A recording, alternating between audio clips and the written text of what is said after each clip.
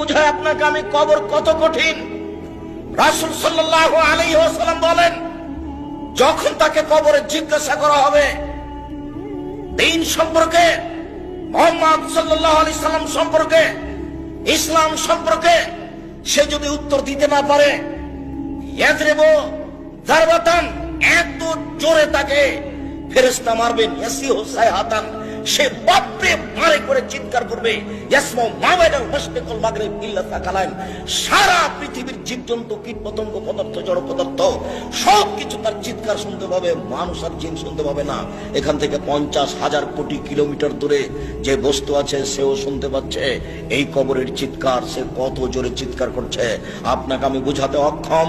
মুহাম্মদ সাল্লাল্লাহু আলাইহি ওয়াসাল্লাম বলেছেন, যে মারে সে চোখে দেখে না, যে মারে সে কানে শুনে না, যে মারে সে ফেরেশতা, তার রং বিভিন্ন ধরনের, কালো নীল, ভিন্ন ধরনের রং, চোখে দেখে না, কানে শুনে না, কোথায় মারছে আর চিৎকার যে করছে ও শুনতে পায় না, যার কারণে তার মারার গতির পরিবর্তন হয় না।